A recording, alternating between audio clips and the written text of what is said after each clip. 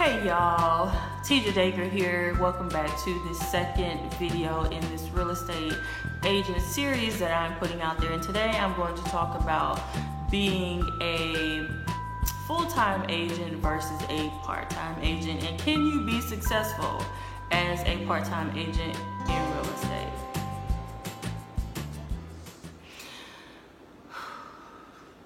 Okay, so as I stated in the last video, I got my license in 2007 and I was pretty successful in my first year, and then the bubble burst and then I got out of real estate.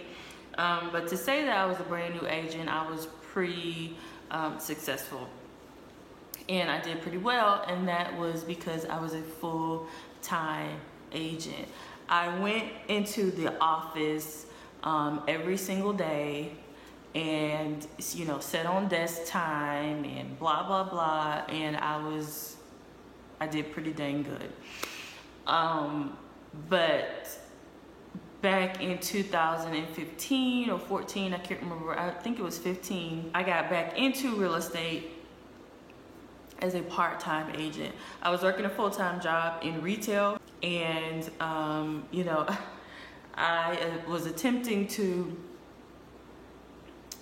be successful as a part-time agent, and I can tell you that that was a hashtag fail. It really didn't work. When you really think about real estate, as a realtor, you are an entrepreneur. This is a business, and if you are expecting full-time income with part-time effort, it's just not going to work, right? And so if you had a brick and mortar type business, you would be there every single day, at least in the first 6 months to a year, right? Because you want to make sure that that business is successful, and it's probably not going to be if you aren't there, okay? So real estate is no different. You really have to be present. There are many opportunities that come when you go into a particular, or when you go into your office, your real estate office. So when I got my very first sale, it was because I was on desk time. Now, desk time is essentially when you sit at a desk and you wait for the phone to ring, you wait for someone, a potential client, a potential customer, to call the line and inquire about a property that they're probably sitting in front of, right? And if they're not being represented by a realtor just yet, and you answer the phone, then that could be your potential client. And that is what happened with my very first sale. I was sitting at desk time, on desk time, phone rings. I answered the phone. There was this guy. He was like, hey, I am outside of this property and I really want to see it. Can someone come and show it? And of course, the first question I ask is, are you represented by a realtor already? And he's like, no, I don't have a realtor. I'm just passing by, blah, blah, blah. Cool, right? Because you always want to make sure that you're being ethical. That's a whole nother video. So, of course, I pack up my stuff, and as a brand spanking new agent, there was a guy there. His name was Norman. He was an older gentleman. He specialized in commercial real estate, and I told him that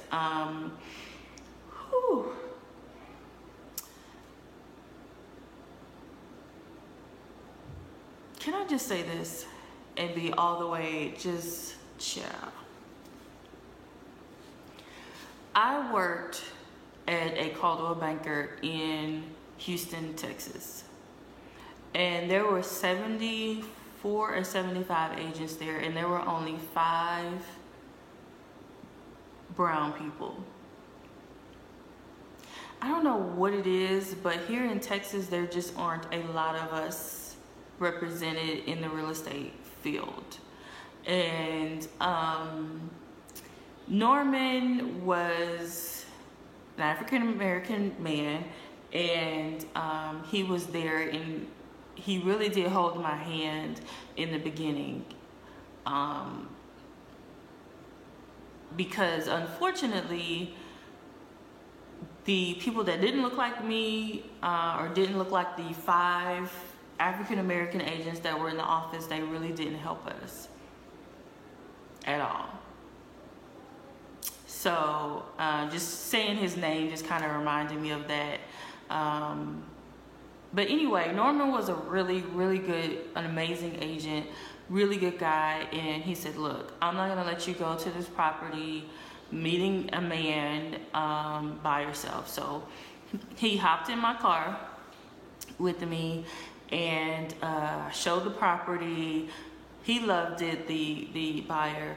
He loved it, and his wife, he called his wife and says, hey hun, I think you're really gonna like this home. She showed up. We wrote the contract that night. Now that rarely happens. That you call, someone calls, you know, just randomly calls and you're on desk time. You go show a house within a few minutes and then you sign in a contract within a couple of hours. That is so rare, but it does happen. And Norman was there the entire time to make sure that I was filling out that contract correctly and getting it submitted correctly and all of that. So that was real cool. And then of course that buyer had a house to sell. So then that was like my very first listing. So as a agent, you definitely want to be a full-time agent. When I got back into the game, I was, as I said, working in retail, trying to build a business on the side, and this is just not the type of business, in my opinion, that can be built part-time. If it can, please let me know how you did it. Comment down below, let me know how you did it, because I know that someone else would be able to, you know, benefit from that information, but it just did not work out for me. And all of the agents that I know that tried it out part-time, they're just like, yeah, no. So is it possible? Sure, it's possible, but it's definitely going to be a challenge. So I would definitely recommend that if you can, to do it full time, because most people are looking for homes on the weekend. And if you're working a job that you're not available on the weekend, or you know, someone calls because they're sitting outside of a property that they want to see right now within the hour. If you're at a job, chances are you're gonna miss that call. And if you do answer the call, you're not gonna be able to just leave and go show a property. So you definitely want to do this on a full-time basis if you can. Now, I'm not saying it's impossible, but it's definitely challenging to do this type of business where you're kind of on demand. You know, if a buyer wants to go and look, then you kind of just have to be there. You need to be available in the mornings if it's going to be your thing to work with sellers and be more of a seller's agent. You're going to want to call FSBOs and expires and things like that. And if you're working a job, you can't really do that. So that is my advice to you. If you can, be a full-time agent and treat this as a full-time business, because you are the only employee. And if you're not making money, then your business isn't making money, and then what the hell is the point, right?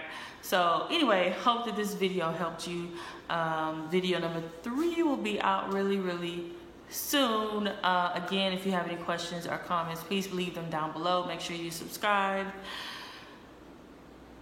and share if you know of someone who could benefit from this information. Thumbs up this video as well. I will see you all in the next one.